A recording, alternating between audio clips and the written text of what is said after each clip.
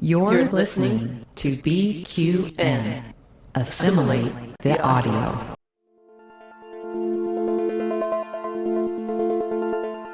Infinite diversity.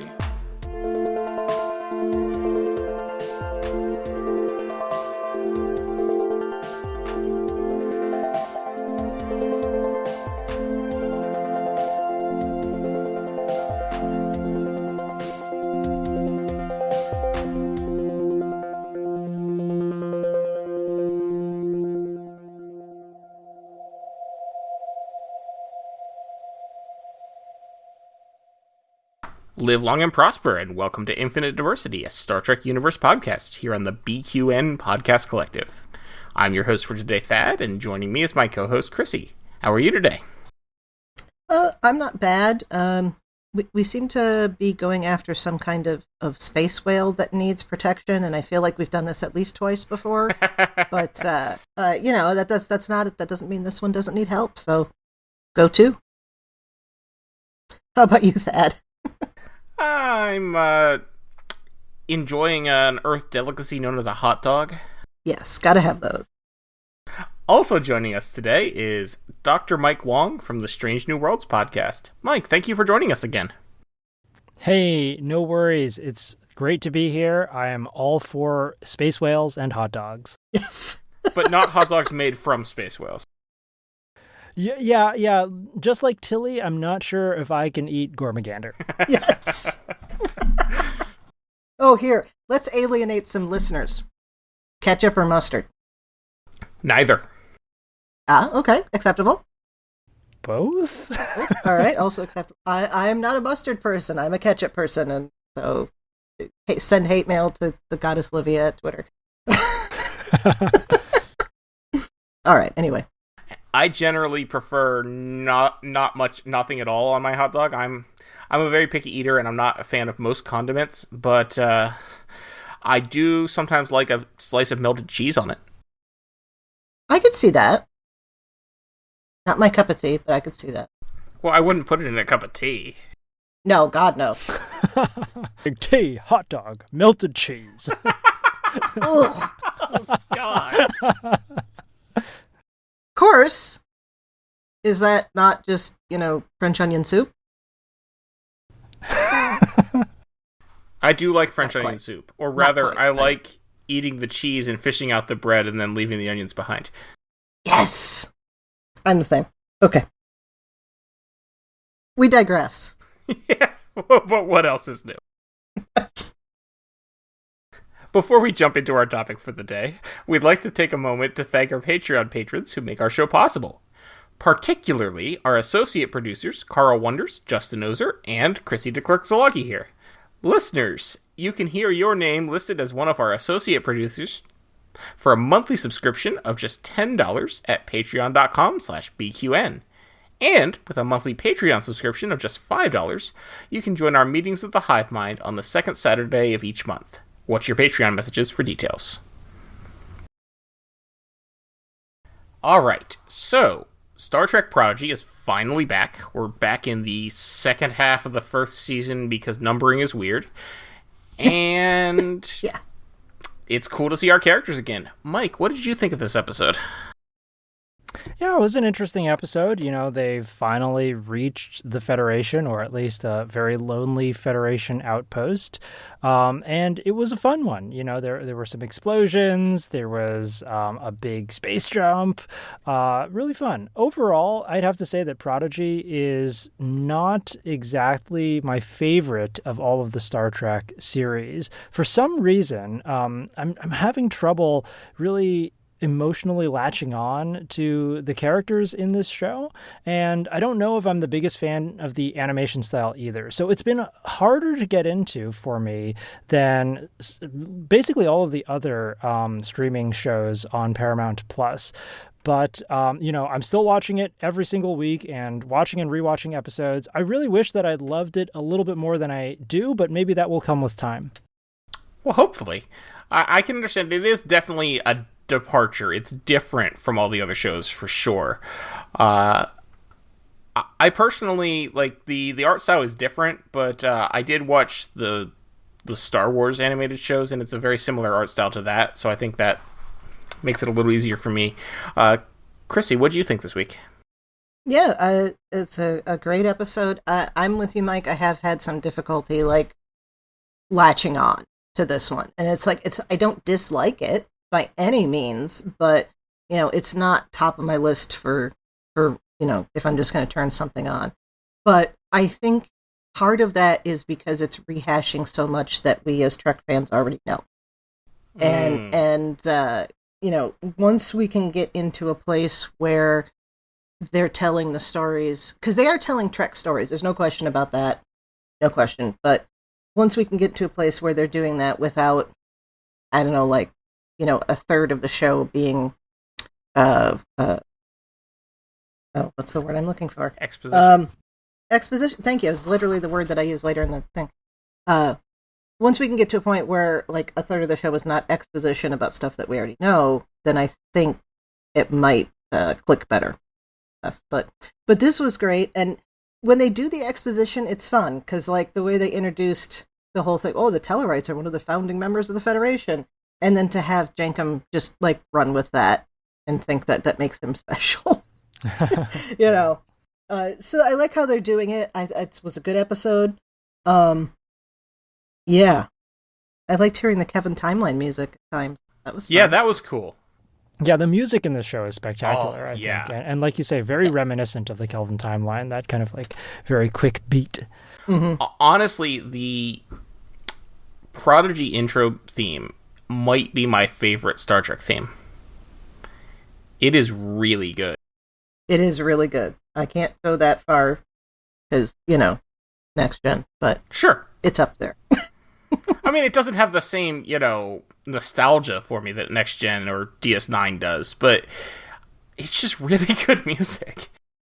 Yeah, maybe it is the nostalgia I'm feeling there. Okay, give you that. All right, but if you honestly prefer Next Gen, that's also fine. We here on Infinite Diversity have an infinite diversity of opinions. This is true. So we open up with, yes, rescuing some space whales. That's, a tried and true method, I suppose. Why not? I like that they save the whale. They're doing all these things to try to show Starfleet that they aren't just kids who tried to steal a starship. They are also kids who stupidly make up for it. So... Mm-hmm. Mm-hmm. All right. Yeah, it gave me almost like, what is it? Into Darkness opening vibes. Yes. With the very much. Right. Yeah. Underwater, trying to do a good thing, but nearly breaking the Prime Directive, or potentially even breaking it if those other sea creatures had seen them. Mm-hmm. Yeah. So, and I guess it wasn't confirmed whether or not they saw the protostar, but how could you miss the protostar? It's this giant starship floating right above the ocean. So anyway, no, I thought it was a fun scene, a cool opening. Obviously, again, right in line with Star Trek's environmentalist message, like this is an endangered species. I think even Gwyn says like, they would stop hunting it if only they knew that their ecosystem depended on this one species and that it was going extinct. So, I think that that's a cool message to be able to introduce to the Prodigy audience. Mm-hmm. Yeah, it's a bit more optimistic about life than I am. I feel like there probably are people that would still continue to hunt endangered species even if they do know the ecosystem depends on it because they'll make a profit. Yeah, unfortunately, that's something our society needs to really grapple with, honestly, and maybe Star Trek is a vehicle to explore it. This is the issue between like our short-term gains versus our long-term longevity, right? And so it's like, how do we wrap our minds around the idea that we need to think about life and society and culture on these timescales that none of us individually will experience, because we live, max 100 years or so and then we're gone, but we can make an impact in a really detrimental way that can last for thousands of years if we disrupt the ecosystem or poison the atmosphere and things like this. So, that's something that is going to be kind of a paradigm shift if our culture together as a society can make that shift into thinking long term, and somehow the Federation is able to do that, and so Star Trek Prodigy actually could be a really great vehicle for understanding how that happened. Yeah, it's a very important message to show, especially because this is a kids program. So this is the sort of thing that we do need to make sure that children are learning from an early age and adopting, hopefully. And Star Trek has always been about the social message and the message for change. So that's how I can certainly say that Prodigy is very much Star Trek. Yeah. Oh, yeah. Sure. So they're gonna go visit a Starfleet relay station. Relay station CR-71. Which is the farthest out Federation outpost. I have some questions about Relay Station CR-71. It seems really big for a one-man operation. Yeah. Like, there's hallways and corridors and all sorts of different rooms, and it seems like a station that would be... And, like, that operations center has a whole bunch of different consoles.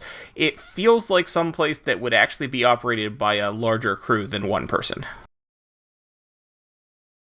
Yeah, maybe Starfleet has staffing issues. Oh, geez, there's still... that's still a problem in the 24th century? People just don't want to work. So... Barnus Flex, a Denobulan. I said in the last episode that we just recorded half an hour ago that there was another that would not be the last time I talked about provisional rank insignia.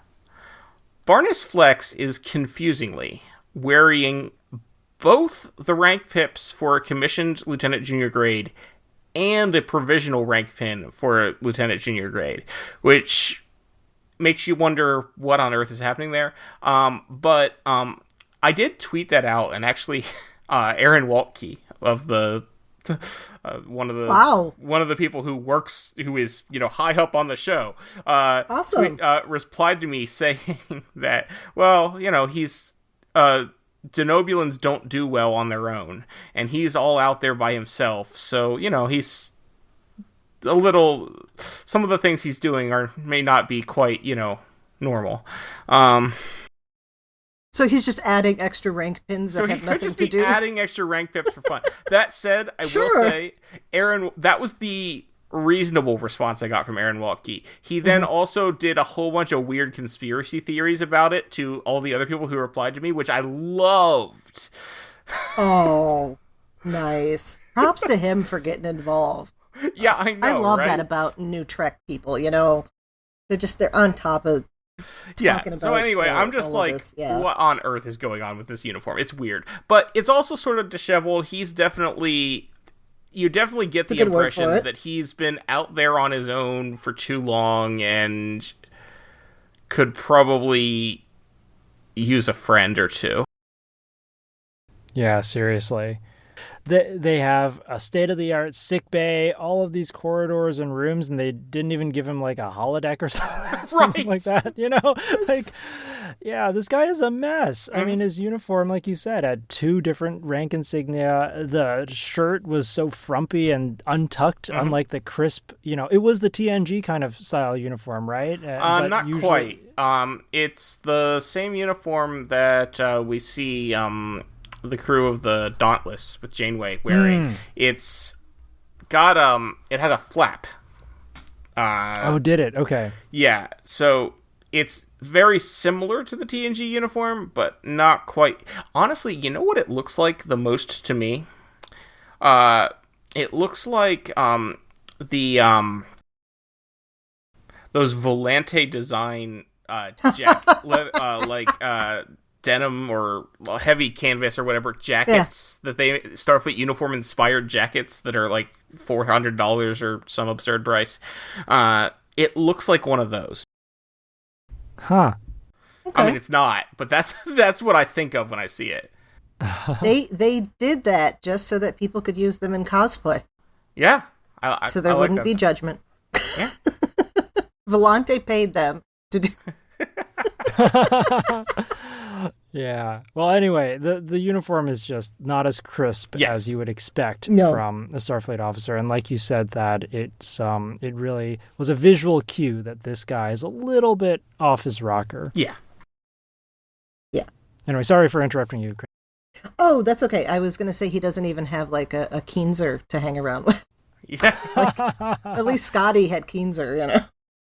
Yeah, and I mean, I can say personally, like, if all of 2020 is any indication, I wouldn't do well assigned to a space station in the middle of nowhere with no one to talk to.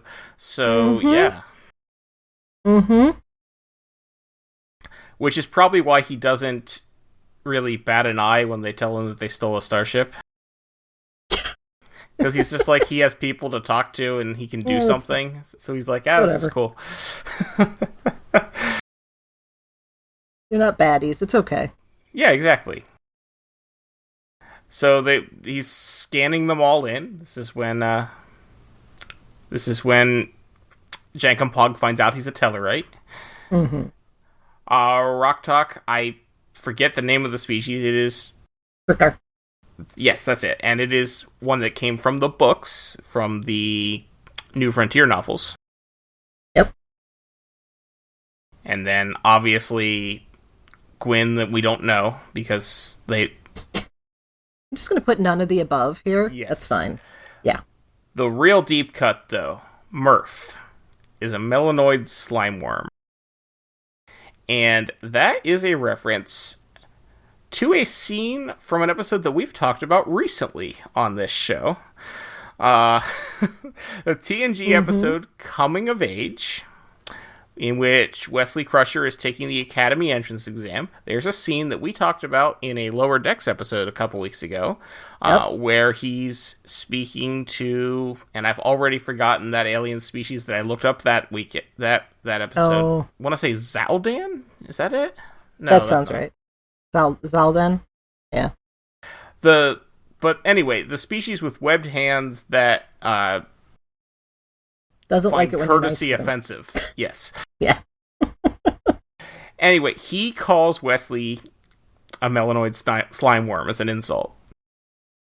And that's apparently this incredibly deep cut. We now know what Murph is. He is a melanoid slime worm. So not so much an insult. Not necessarily. Maybe that was the real test and Wesley Crusher failed. Oh, yeah. True. Beyond the melanoid slime worm, we've got Dahl. We don't know what he is, but he does a flag that Starfleet Command must be contacted. What do you think that's about? He's the Omega molecule.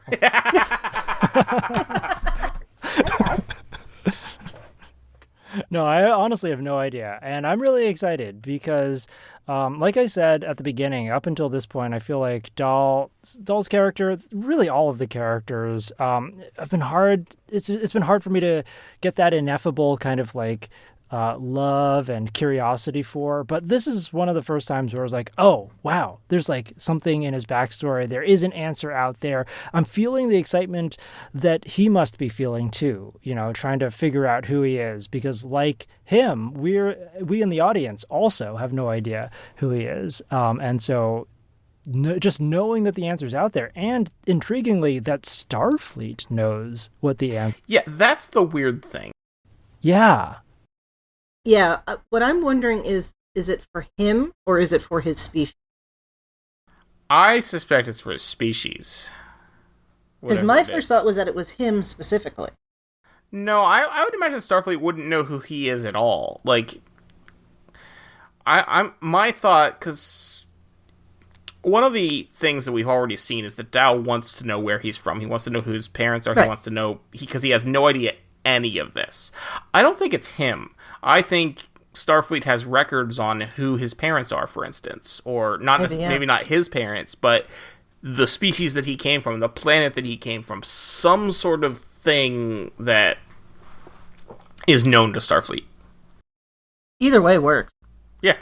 We do all the check-ins, and now they're gonna hang out on the space station.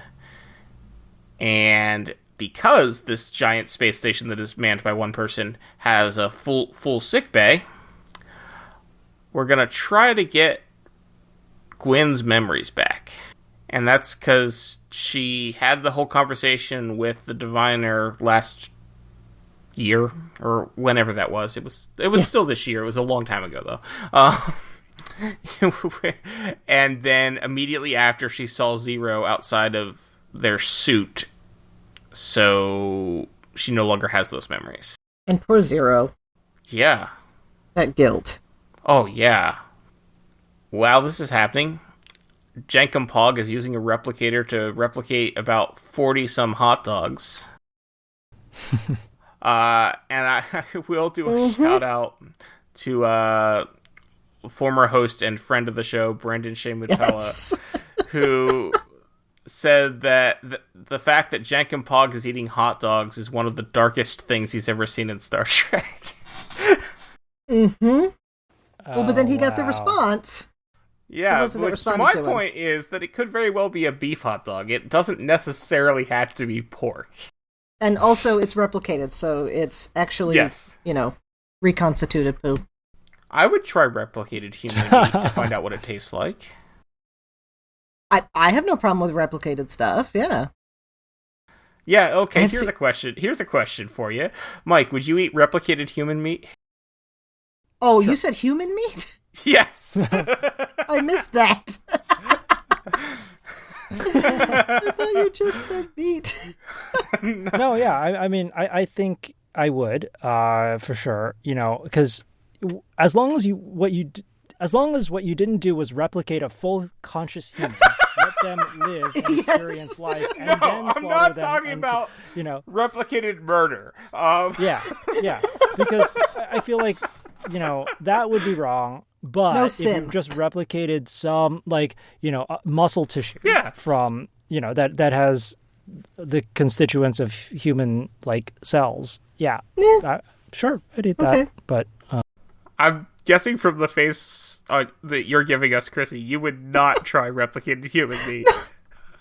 No. Okay. I mean, under those circumstances, because none of it's real anything anyway, so sure, why not? No, the look on my face was because I was trying to think of what they were calling Trip's basically replicated second version of himself, so they could take whatever those... Right. That is not explaining it well. I was trying to think of Sim's name from Similitude. Yes. Because the concept of a replicated person who's just going to be killed. I do not advocate replicating someone, making friends with them, and then killing them for their meat. I think that's a very good... that's just a good rule in general. Or even not making friends with them first. Still not okay. True. Yes. Okay, and part of why I didn't realize that you said human meat at first was because I was looking for Brandon's tweet, and because Aaron Watkey responded to him and said, "At last, someone got the joke." Yeah, Aaron Watkey is on fire on Twitter. Oh, yes, he is. He's better than Mike McMahon. Good stuff. Yeah. Right. Replicators, so anyway, yay. I would try replicated human meat, see what it tastes like. Cannibals have to, get something out of it. Anyway.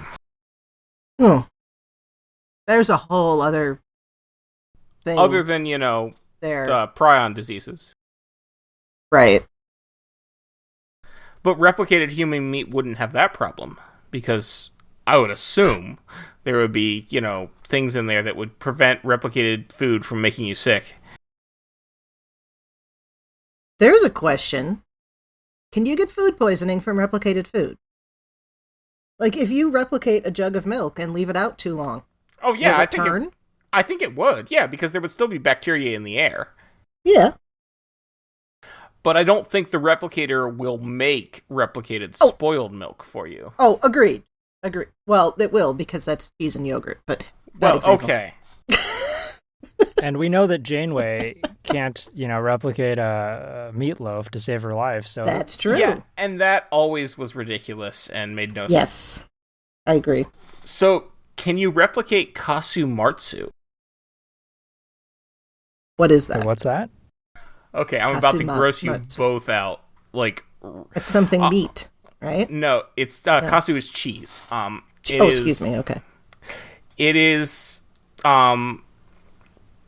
a Sardinian dish. It is literally translates to rotten cheese. It is a type of cheese that contains live maggots in the center. Because the digestive action of the larvae of the cheese fly, it decomposes the cheese and takes it beyond traditional cheese fermentation, and it's an acquired taste, apparently. But yes, you eat this cheese that has maggots in it. So my question is, it is illegal in the United States because of this. I'm not surprised. My question is, would a replicator be able to make it, and would it be able to make it safe? No, because a replicator cannot reproduce living creatures. That's true, so replicated gawk wouldn't be good either. It might be able to produce it with the effect that the maggots have, just without the maggots. So my thought is, it might be able to make living maggots, it just wouldn't be able to, give them, they would be brain-dead living maggots. Are they alive, then? See, now I gotta say, this is the kind of conversation... They have no consciousness, is my thought, because a replicator wouldn't be able to, give them a mind with thoughts and... Well, I mean, I don't know how much thoughts maggots have. Yeah. Yeah, are maggots conscious? Because if they are, then we have a lot of issues. For the whole food chain. Yeah. I like Chrissie's suggestion that you can replicate the cheese with the effect that the maggots would have made just without the maggots. Okay. Unless the maggots are an essential part of it too, that the crunch of the maggots. I just heard of this dish a minute ago, so I have no idea. No, but, that's... I feel like when you hear about traditional dishes like that, I feel like the history of that is that at one time this area was experiencing a famine, and so they turned something that was made out of desperation into a delicacy to, show their resiliency or something. But that's me. Yeah, so listeners who listened to the last time we talked about Prodigy when it was on before, definitely a different conversation than we would be having with Brandon's daughters. And that's okay. I can't imagine what they would have said about maggot cheese, considering how they had that wonderful childlike enthusiasm for Murph's farting, so... Shout out to the girls. Yeah, this may not be the podcast at the moment to listen to with your children. I don't know. On the other hand, I would think as a little kid, I would have been fascinated by cheese with maggots in it. Not necessarily to eat it, but the concept of it. Okay, I'm going to say this, and I don't mean it in a gendered thing, but that's such a boy thing to say. Yeah, very much so. You can see that little boy's like, ooh, cheese with bugs in it. Meanwhile, little girls are like, no. And I'm generalizing. And I was a tomboy, and I know, but just, I will say the photo of this cheese on Wikipedia does make me a little nauseous. So, melanoid slime worms. Do you think they make cheese? I don't know. Oh my god. I mean, do they have milk? Because you need milk to make cheese. Are melanoid Maggots slime don't worms have mammals? Maggots don't have. Maggots. Oh, you're saying okay. You're not saying melanoid. You're not saying milk a melanoid slime worm and turn the milk into cheese. You're saying, could you have a cheese that's digested by a melanoid slime worm that then people eat as a delicacy? Sure, why not? Mike's gonna leave. He's just like, no. This has become the cheese podcast. I'm sorry, Mike. No, it's all good. This is very entertaining. Thoughts and images in my mind that I never thought I'd ever have. Yep. For sure. But hey, this is what Star Trek podcasts are for. This is true. Expand your frontiers. The final frontier. On a totally different note, okay, I was a Yes, little please. disappointed since Barnus Frex is a Denobulan that we didn't get him doing the face puffy pop. face. Oh my! Yes, we should have gotten the when he like encounters them like in the hallway. He should have puffy faced. I agree. Yeah. We did get that in episode of season 2 of Lower Decks. We got a group of Denobuans Yes. that puffy faced, Yeah, we did. Yeah. which was good. Mm-hmm.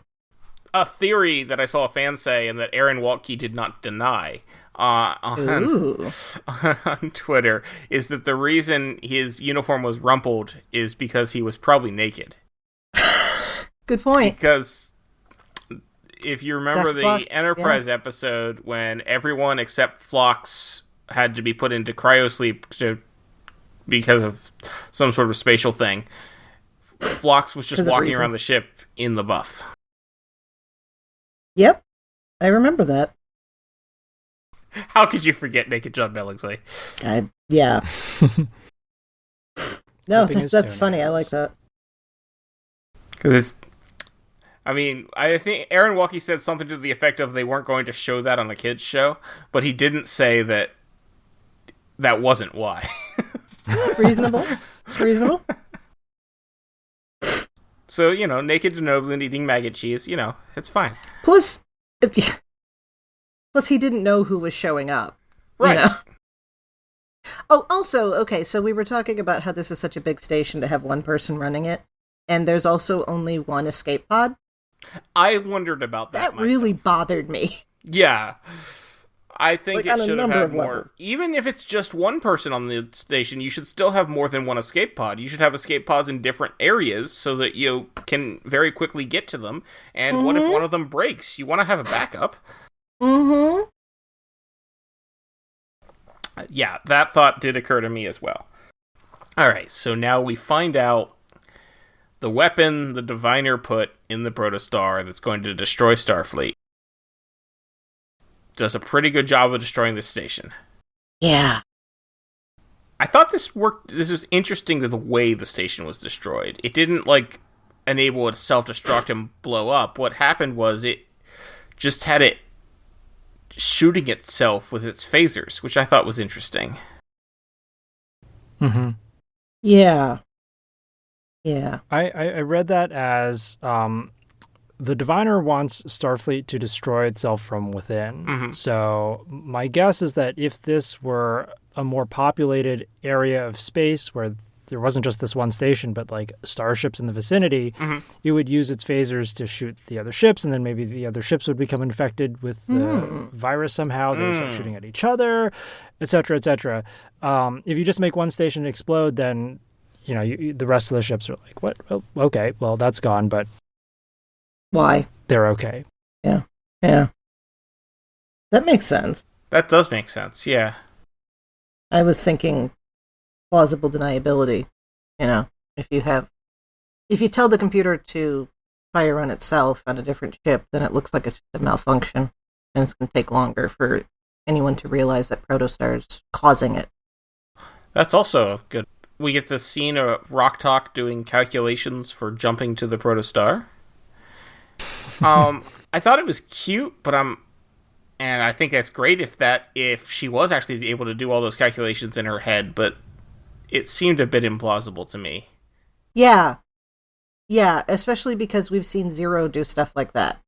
Mm-hmm. So why didn't... I mean, I realize we're supposed to be getting like, oh, rock talk, science, yay.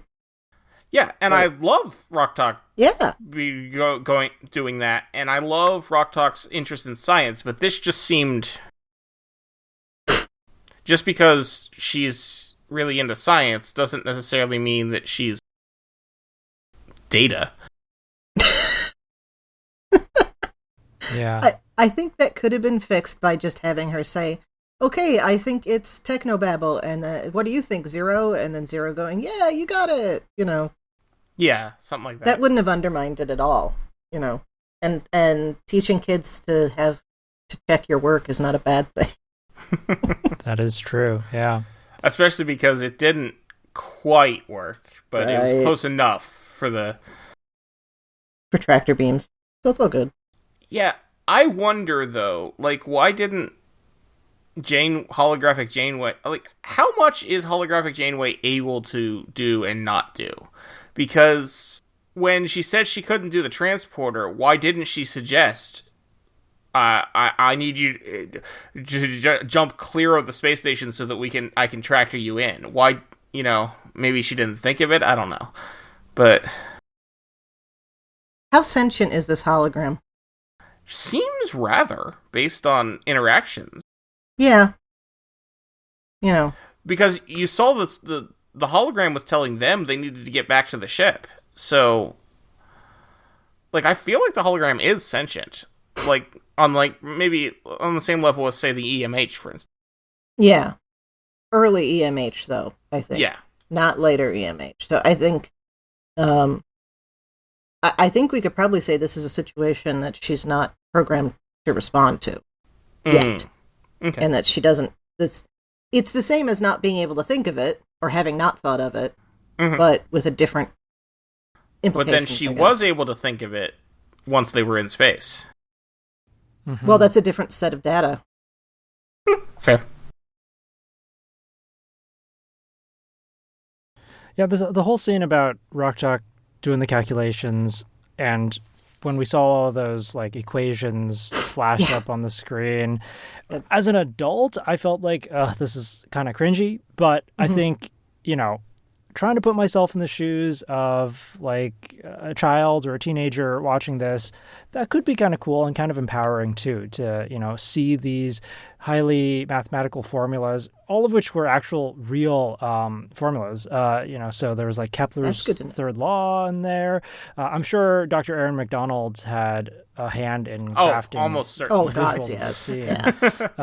So just seeing that, seeing how cool it is to be, the power of math, that kind of idea. It was cute from that level. So mixed feelings about the scene, just because I'm an adult, so watching it like that was but at the same time, I think for kids it could be very inspiring. And the fact that Rock Talk could do that kind of calculation and get it within such a small margin, it wasn't perfect, but it got them right next to the ship. And then she's like, maybe orbital mechanics isn't my thing. I'm just like, no, it should be your thing. That was amazing. You did that with no pen and paper, no calculators. Yeah, for real. Yeah. Yeah. And if that's not your thing, wow, what is? Because you're going to be awesome at it. So For real, yeah. But again, that's a lesson, it's not that, I can't get a sentence out of my mouth. That's a lesson that some adults don't have.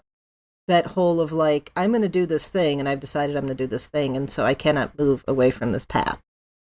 I've run into that lots of times with students. I ran into that with my own life when I was thinking about changing majors. So that's a good message to put out there, that it's okay, I've tried this thing, I might actually be good at it, but if it's not making me happy, then maybe I should do something else. Yeah, and we've seen that with Tilly in Discovery, right? Pivoting career paths. We've seen it just recently in Lower Decks with Mariner trying out something that she thought would be better than Starfleet, but eventually using that to learn that Starfleet's actually the right place for her. Yeah. And so watching these kids as they go through all of that, the great thing about a kid is you get to try all sorts of things. And honestly, the most important things that you can learn about yourself as a kid is what you don't like. So you don't have to ever do that again. Yes. And so, I look forward to that kind of journey out of all of our heroes on Prodigy. She gets to choose which of the 196 different kinds of science she wants to do. I want somebody to sit down and make that list. I know, right? Because I'm like, that has to have a lot of subcategories in it. Oh, for sure. I mean, I can imagine they've got some more science that we haven't even considered by then that, we don't have today. Yeah. Yeah. All the warp field theories, probably. Although, we have the beginnings of that, I suppose. So. We do. Didn't Stephen Hawking famously say, trying to make this happen or something like that when he visited? Yeah, and there has been some work in that field. Yeah. I remember there was news about it several years ago. It was a big deal that theoretically they had figured out how to do it if they, could, put it to practice. Yeah, if you had an energy source big enough and some kind of exotic matter that bends space-time in a way that we currently don't know of anything that can do that. Right. But if there were, the math checks out, but right now it's all just you can do lots of things in math world that you can't do in real world, so, but hey, I think Dr. Erin MacDonald said that when she was procrastinating on her dissertation for a PhD, she solved warp field mechanics or something like that. So, it's something that some people like to do. Not me. I'm just a lowly planetary scientist, ask me about aliens and things like that, but how to go to warp way outside of my wheelhouse. There is nothing lowly about that. You need all the different types of, all 194 or whatever it was, different types You're of just as valid as all the others. Yes. Thank you. And that also made me think of the Eddie Izzard bit about how Da Vinci had a wonderful helicopter that worked on paper. When you tried to make it work, it just fell down and ripped into pieces. Meanwhile, back on the USS Dauntless, which we saw at the very end of the last episode, which is Admiral Janeway's coming to find Chakotay, and we get a very touching scene showing the launch of the Protostar. We get a hug between Janeway and Chakotay, which certainly makes a lot of fans happy. Mm-hmm. The moment when Chakotay says that if I'm ever in trouble, I can give you a call, and then she just says, "Why didn't you call?" That was heartbreak. So touching. Speaking of that, though, still not knowing what the original mission was, all of that, is it not a little creepy that he has a Janeway hologram? Well, it'd be creepier if he had one and didn't tell her. Well, okay. It's not a Leia Brahms situation. Right. Yeah, no, I recognize I am going in directions that are completely unnecessary, but it just kind of little bit, especially if because it sounds like from you're asking what else is that hologram program to do? Everything that they've said that this is there is going to be a Hait Mulgrew just tweeted about it, about how they're going to be going to the next logical place with the characters or something like that. And yeah. Anyway, I'm just putting it out there. It's a kid's show. I know I shouldn't even go there, but putting it out there. I mean, it's a kid's show, but we're not. It's okay. You can say it here. Well, yeah, but no, there's not going to be it's not actually going to be creepy. There's going to be no implications of creepiness. It's just, I hope that's so. why I'm saying it's, yeah. Oh, God. Had to get that out of my head. Okay. Yeah. Now, Yeah, thank you. Thank you for this mental image of me now thinking of all the different multiple techniques the Janeway hologram was probably programmed with. I just said creepy. Yeah, but my mind had to keep going with that. Yep, anyway, no, that's fine. That's fine. It's entirely possible. When we do invent holograms like that, because humans are going to human, that will be the first thing. Yes, absolutely. I mean, that's what Quark used them for on DS9. Yep. And I feel like they made a comment about that on Lower Decks at one point, I think. Yeah, Mariner having to clean the filters. Yeah. Anyway, which that goes to a whole other thing. Like, you could really talk about,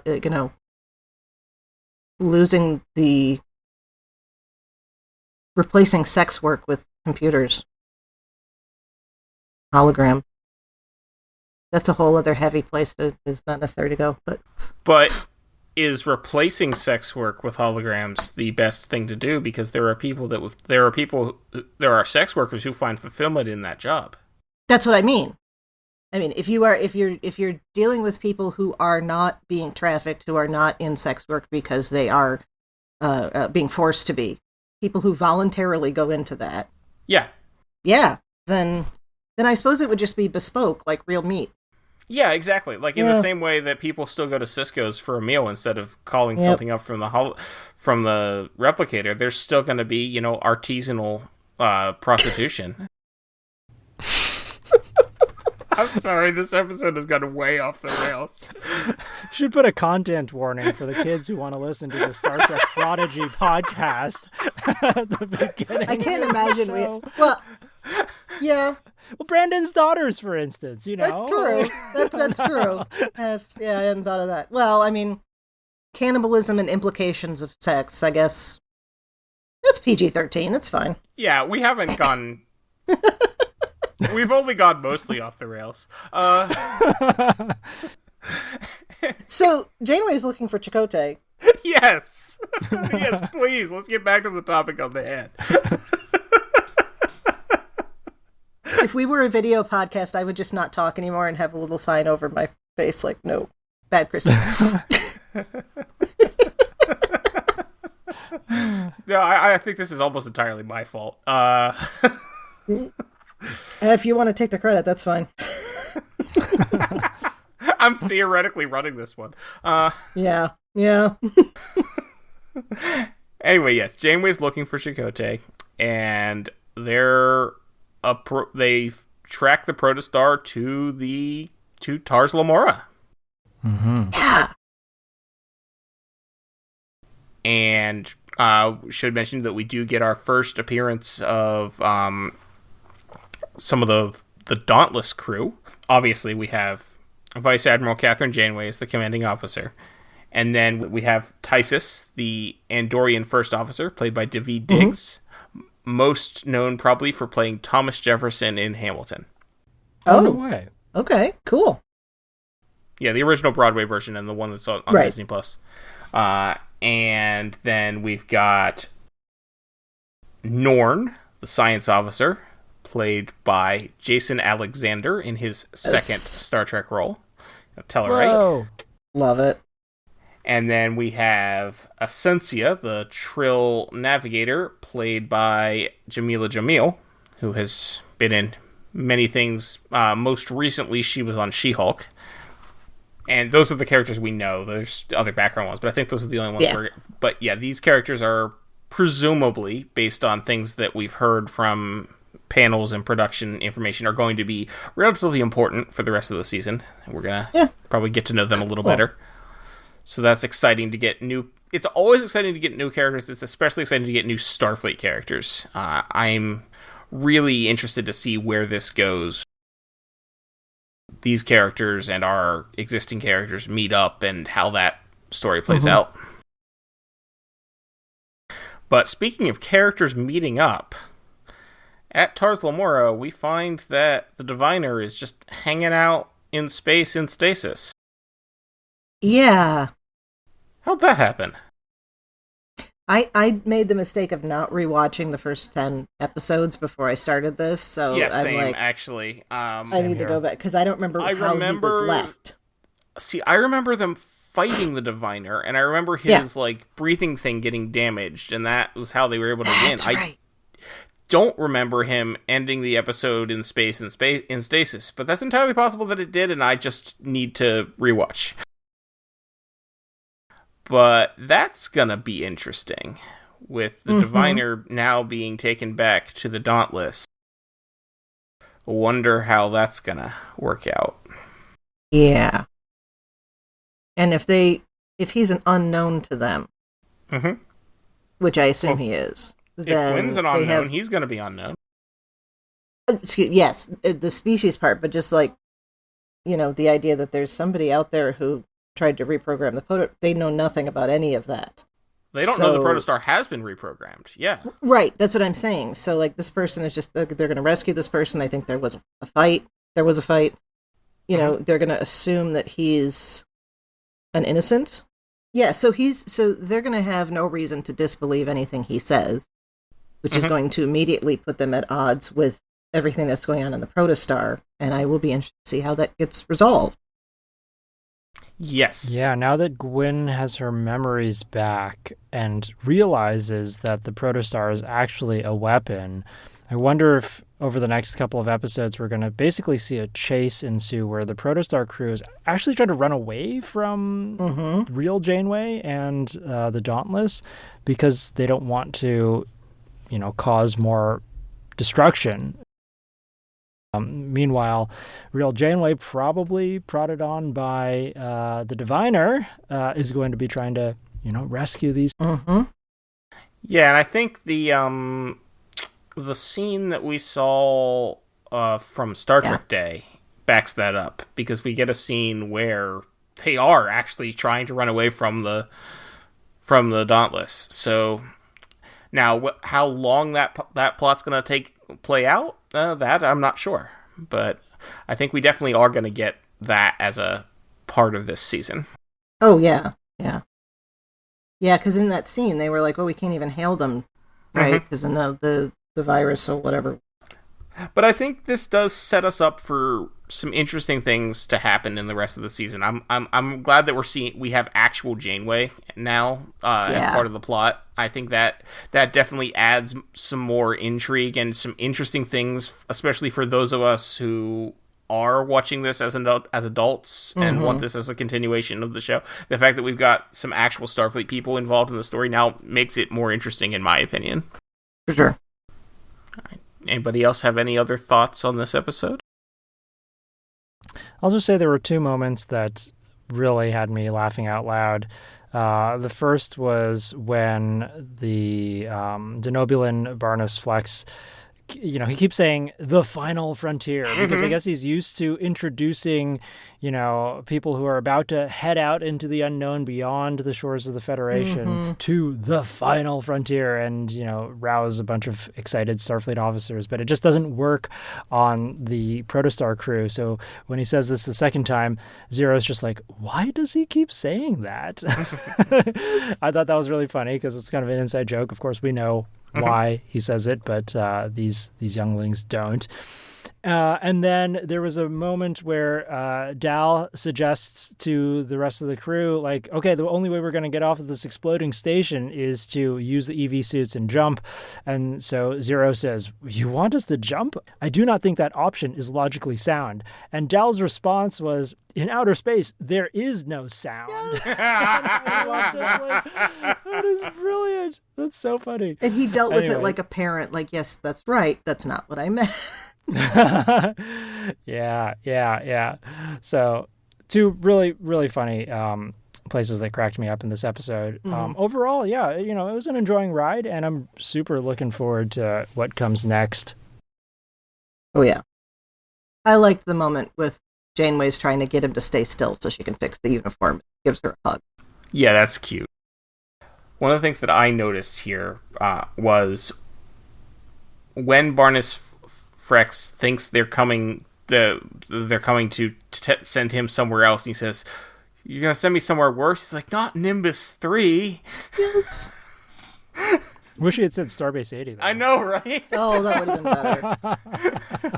That would have been better, but that's pretty good because Nimbus 3 was presented as, what did they say, was the black hole of the galaxy or something like that? Yeah. And the other neat thing, the christening of the protostar, you don't actually see the words on the bottle, but the design is appears to be a Chateau Picard bottle. And it's a red wine. Yeah. Yes. Yeah, I appreciate a nice little touch. Correcting a mistake from... Because, yes, you and I had recently talked about how you don't like that it wasn't Chateau Picard in Generations. Yep. No, it should have been. And the other funny one I liked was when Barnes Flex scans Murph and he points out that he's a melanite slime worm, he says, well, I'll be a Horda's uncle. Mm-hmm. Yes. And then we'll find out that Hordas and melanite slime worms are related. Maybe. All right. Well, we do know from that scene from Star Trek Day that it looks like Murph is going to be going on to another stage in life, possibly. There's like a chrysalis thing happening with that. So we'll see what happens with the melanoid slime worm. All right. Well, Mike, thank you so much for joining us for 2 episodes of Star Trek Today. My pleasure. Where can listeners find you online? Do you have any work you want to mention? Yeah, so you can follow me on Twitter at MikeWai, that's MIQUAI. I'm also the host of Strange New Worlds, a science and Star Trek podcast where we talk about the intersection of science and technology and culture and, of course, Star Trek. So that's where I am. Yeah, good stuff. Listen to that as soon as you're done with us. Chrissie, where can people find you when you're not jumping through space? That, given the appropriate equipment and technology, I think that actually has a potential to be fun. Yeah. Right. Well, in addition to here on Infinite Diversity, you can find me on History with the Szilagys here on BQN, and that's a twice-weekly short history podcast I do with my fellow historian partner Jason. And I'm also happy to chat about our shows in the BQN Collective on Facebook. And I'm on Twitter at The Goddess Livia, that's TheGoddessLivia, where I tweet about Star Trek history and leftist politics. Thad, where can people find you when you're not designing space stations that look like they should have a lot more people on them, but only have one? Only need one. Best place to find me is on Twitter at Tyrannicus. That's TYRANICUS. You can also hear me on the James Bond podcast I do with my friend Carl called License to Spiel. That's license with a C like the British. And this week you can also hear me on the most recent episode of Trek Ranks, where we talk about the top 5 Lower Decks Season 3 moments. All right, and don't forget all of our other great shows on the BQN Podcast Collective, like Galaxy Class, All Good Things, Union Federation, What's the T-Bev, Mickey's Marvels, and the aforementioned History with the Szilagys. And exclusive for our Patreon members, there's It's Green with Mark White and Amy's Math Moment. Thank you very much for tuning into Infinite Diversity. Thank you to Zach Tripp for the wonderful music, and Mark White for the awesome show art. Please subscribe in your favorite podcast player, and don't forget to rate and review us there as well. And if you'd like to reach out, you can find the network on Twitter at BQN Podcasts, or our show specifically at IDIC Podcast. You can also talk about any and all of the BQN podcasts in our Facebook group, the BQN Collective. On our next episode, we'll be talking about Prodigy's Let Sleeping Borg Lie. I think that's generally good advice. Until then, we bid you peace and long life.